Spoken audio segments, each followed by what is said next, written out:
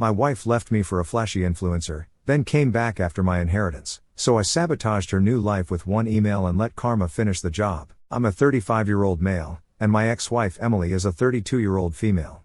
6 months ago, my life completely fell apart when she hit me with some news I didn't see coming.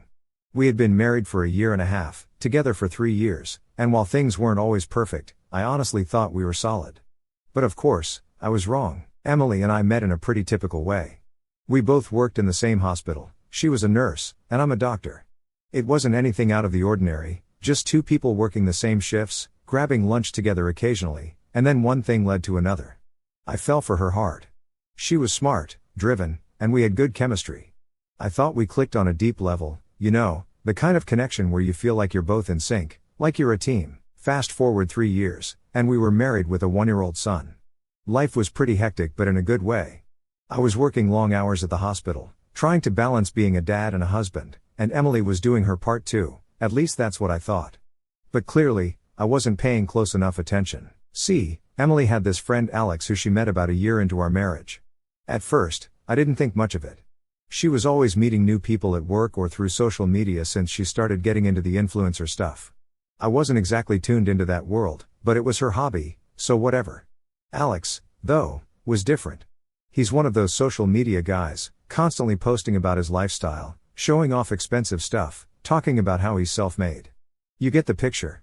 The dude was 28 but acted like he had everything figured out. Emily started hanging out with him more, which I still didn't see as a problem. I trusted her, and she always said it was just for networking or because he had connections that could help her grow her online presence. It didn't bother me at first, but looking back, maybe I should have been more suspicious. Hindsight is 20/20, right? Then came the day she sat me down and dropped the news.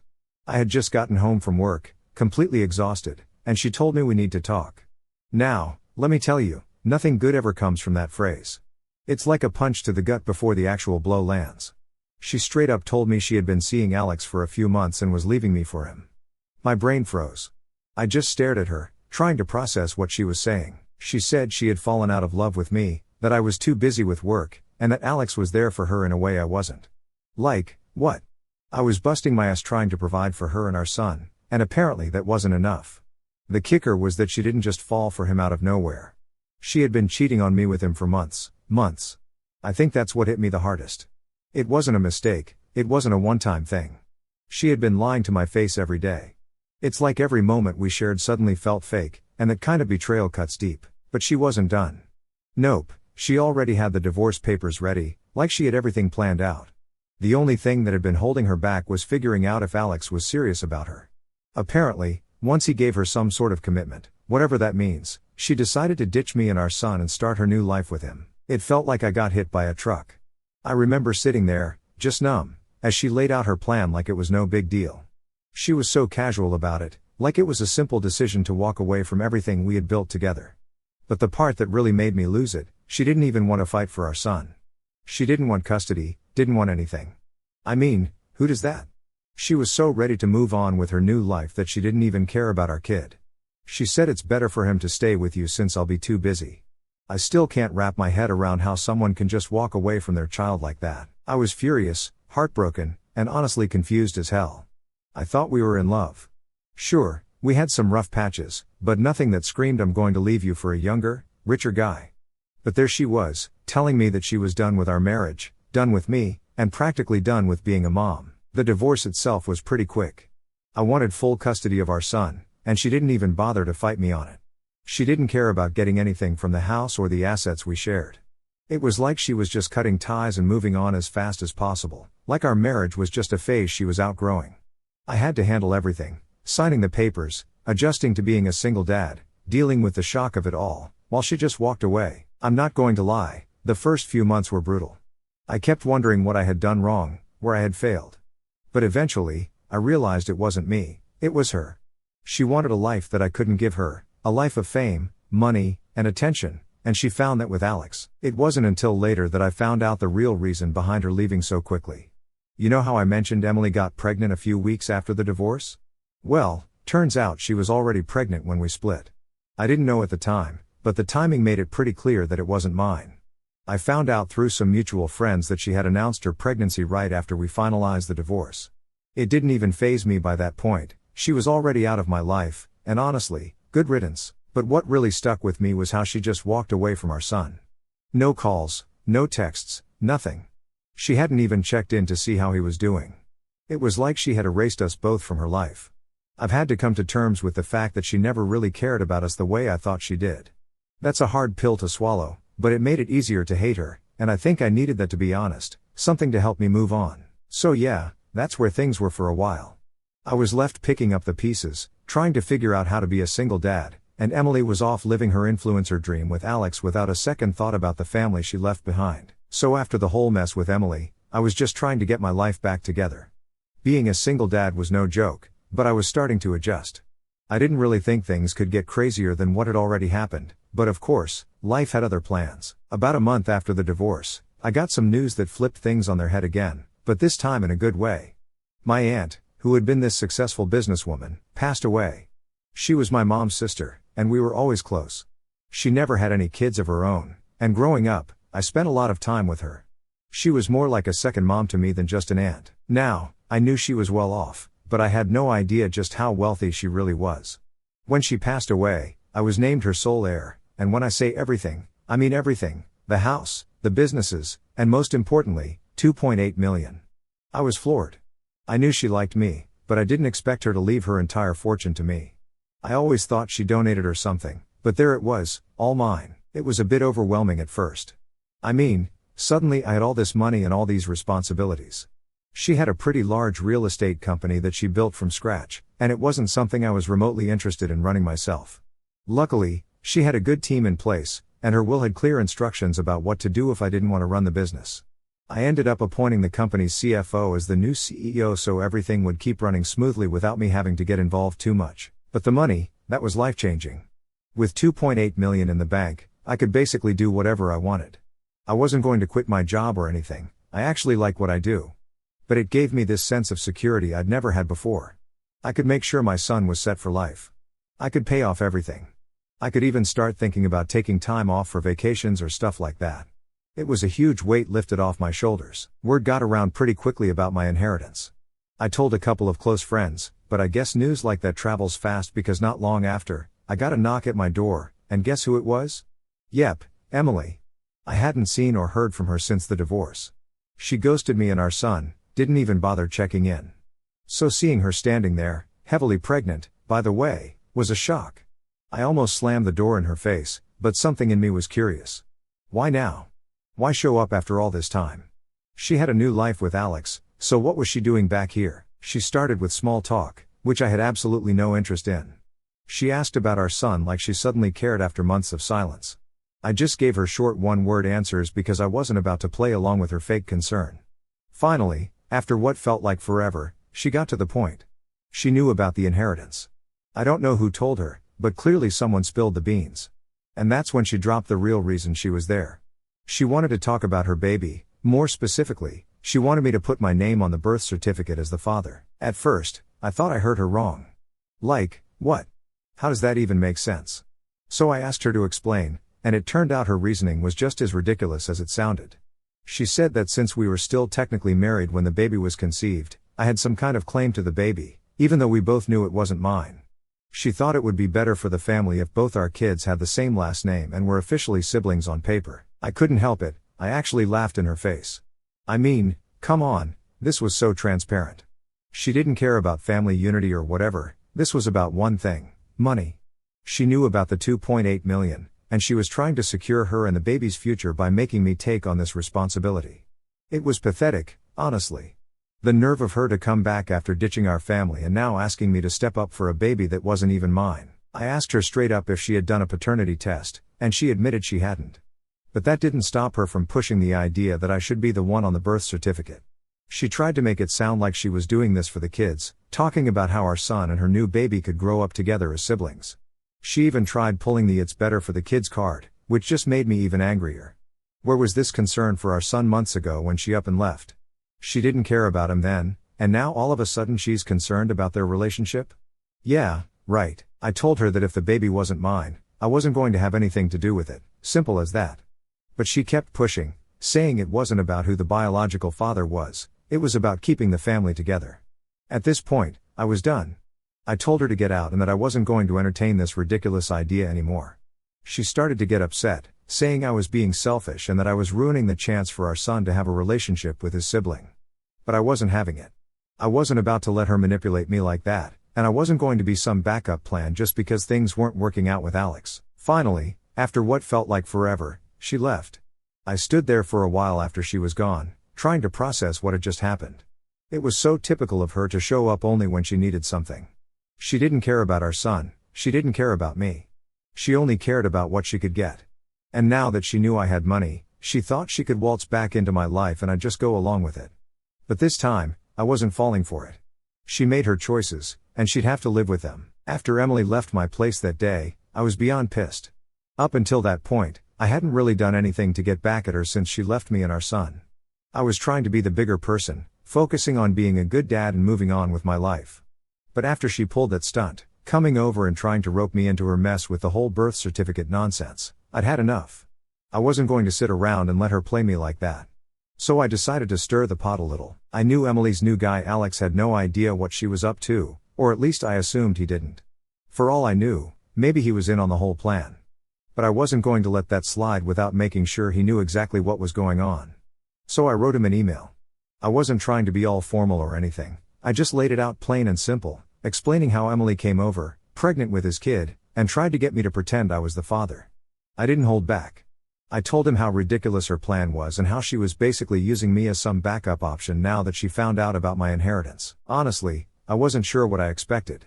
Maybe I was hoping Alex would flip out and give her a hard time. Maybe I just wanted to create some chaos for her since she'd done enough of that in my life. Either way, it felt good to hit send on that email. At least now the ball was in his court. A few days went by, and I didn't hear anything from Alex, no response to the email, nothing from Emily either.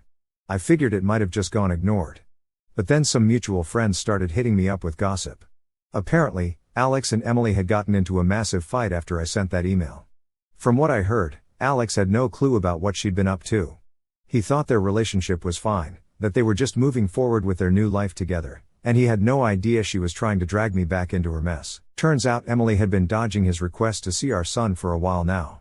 He'd been pushing her to be more involved, saying she needed to step up as a mom, but she kept putting it off, making excuses, and basically pretending that part of her life didn't exist.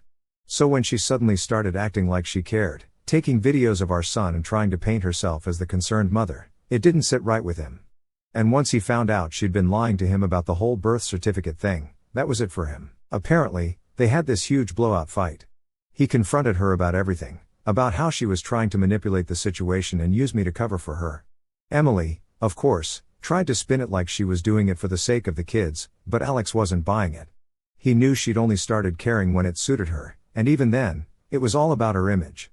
She was trying to make it seem like she was this amazing mother-to-be, trying to build a perfect family, when really she was just trying to cover her own tracks. I didn't get all the details of their fight, but from what I gathered, it was ugly.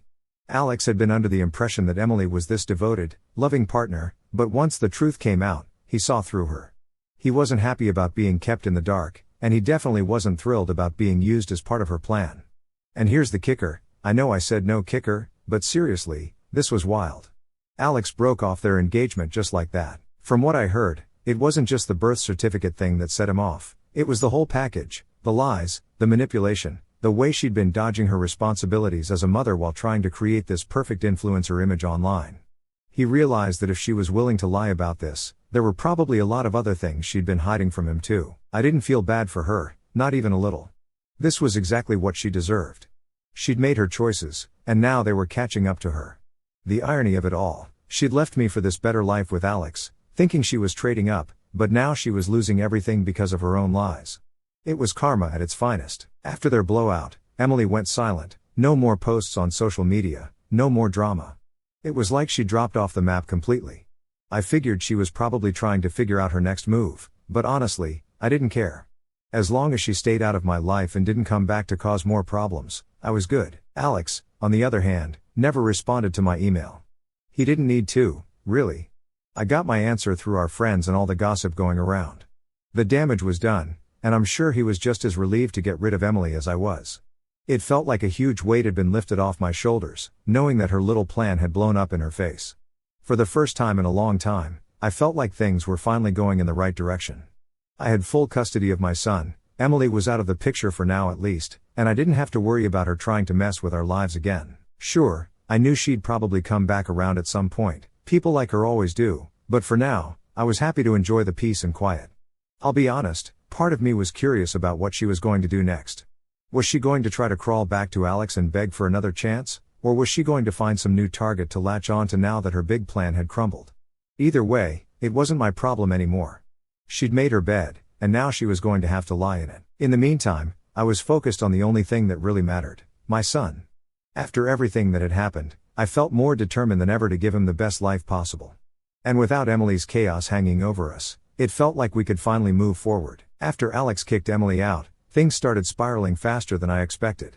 About a week later, she showed up again, but this time she wasn't alone. She brought a lawyer with her. When I opened the door and saw them standing there, I had no idea what to expect, but I wasn't prepared for what she handed me.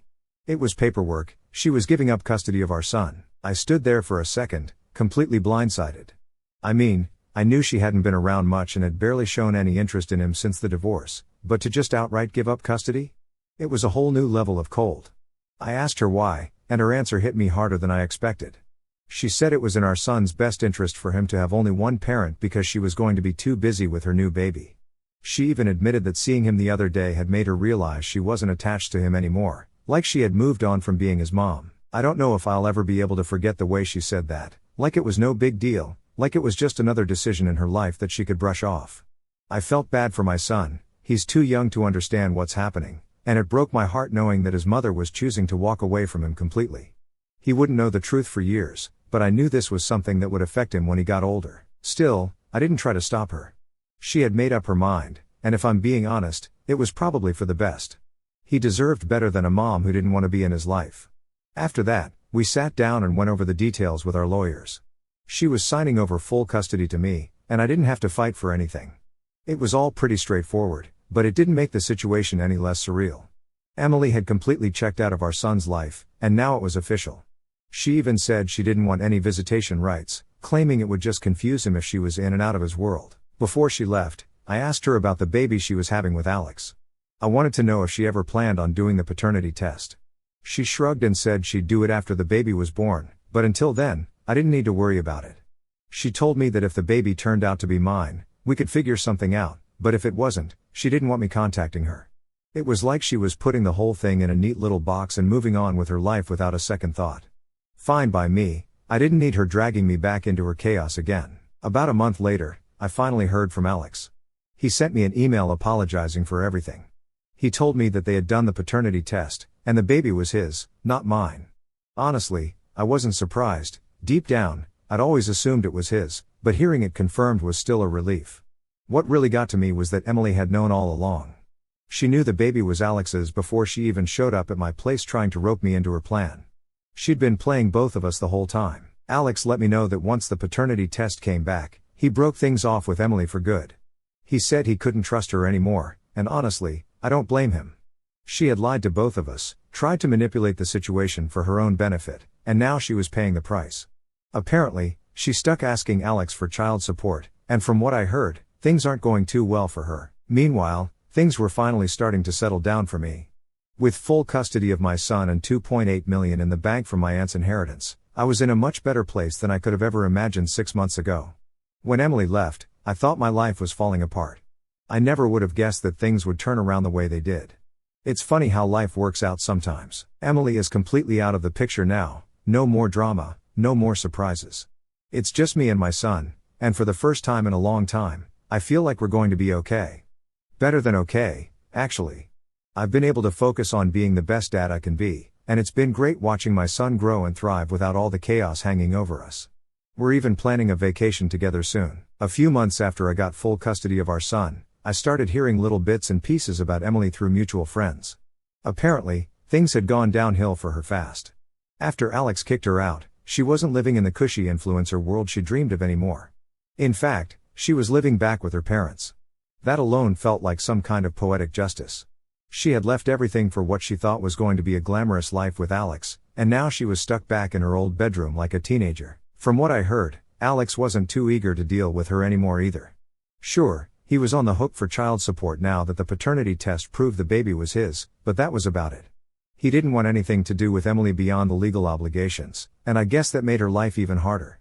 Without Alex's financial support or his influencer status to ride on, her social media career hit a dead end. She went from getting sponsorships and followers to barely scraping by, trying to keep up the illusion of her perfect life online. I'd be lying if I said it didn't make me feel a little bit satisfied to hear all of this. I mean, after everything she put me through, it felt like karma was finally catching up to her. She'd thought she could walk out on me and our son, ditch her responsibilities, and upgrade to this shiny new life, but life had other plans. It didn't stop there, though. Apparently, Emily tried to revive her social media career by playing the single mom card. She started posting about how hard it was raising a baby alone, trying to paint herself as this struggling but strong mom. The problem? People started calling her out hard. See, the thing about the internet is that it remembers everything. There were plenty of people who knew the real story, how she'd left me, tried to con me into being her backup plan, and then abandoned our son entirely. And those people weren't afraid to speak up. Her comment sections turned into a war zone. People were calling her out for pretending to be something she wasn't, accusing her of using her kids for sympathy, and generally just tearing apart the fake image she'd tried so hard to create. It wasn't long before brands and sponsors started backing away.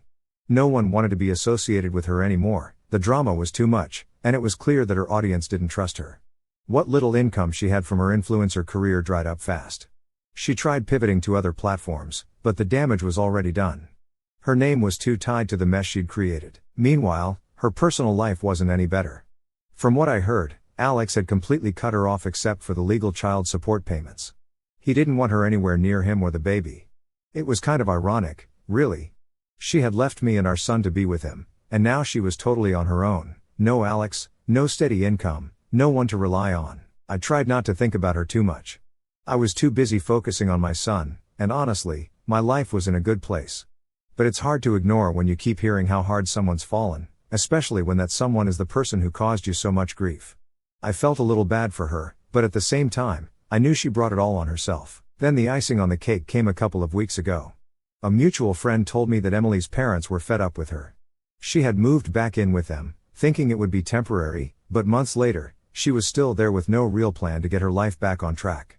Her parents, who had supported her through all of this, were finally starting to lose their patience. They were tired of watching her mope around, blaming everyone else for her problems instead of taking responsibility. Apparently, they sat her down and told her she had to start contributing or leave. No more freeloading, no more pretending like she was still living her influencer lifestyle. She was either going to get a real job and start paying rent, or she was going to find somewhere else to live. I don't know how that conversation went down exactly, but it must have hit her hard because from what I've heard, she's been completely off social media since then. No more posts, no more updates about her struggles, nothing. It's like she vanished. Maybe she finally realized that her facade had crumbled and there was no way to salvage it, or maybe she's just trying to figure out what to do with her life now that everything she built is gone. Either way, it's clear that karma isn't done teaching her a lesson. As for me, I'm just focusing on my son and living my life. The drama that used to surround us is gone, and I couldn't be happier. It's funny how things turned out. 6 months ago, I was still reeling from the divorce, unsure of what the future held. Now I've got full custody of my son, financial security thanks to my aunt's inheritance, and the peace of knowing that Emily's chaos can't touch us anymore. Karma hit Emily hard, but I'm not spending any time celebrating. I've moved on, and I'm making sure my son has the best life possible. That's what really matters now. Emily's story, it's just another reminder that you can't run from the choices you make. Eventually, they'll catch up to you, and they definitely caught up to her. After all the drama, after signing away custody, and after everything that's happened with her life falling apart, Emily had the audacity to call me. Yeah, you heard that right. Out of nowhere, I get a call from her. I didn't recognize the number, but when I picked up and heard her voice, I immediately knew who it was. She didn't waste any time either. After a few seconds of awkward small talk, she just came out with it. She wanted to talk about us, like as if we could just sit down and pretend everything was fine, as if I would even consider taking her back after all the mess she put me through. She tried to sound all sweet, talking about how she had been thinking a lot and how maybe we could give things another shot. I didn't even let her finish. As soon as the words left her mouth, I couldn't help it, I just started laughing. And not a little chuckle either, I mean full-on laughing. It was honestly the most ridiculous thing I'd heard in a long time. After all she did, after leaving me, abandoning our son, and trying to pin her problems on me, Now she was coming back like nothing had happened? Yeah, no, I didn't even bother saying anything else. I just laughed, hung up the phone, and blocked her number again. There was no way I was getting pulled into her drama, not after everything I'd been through to finally be free of it. She had her chance, and she threw it away. And now, when her life's a mess, she thinks she can just come crawling back. Absolutely not. She tried to weasel her way back in, and I shut that down quick. I'm not giving her any more chances to mess with my life or my son's life. We're better off without her, and I'm keeping it that way.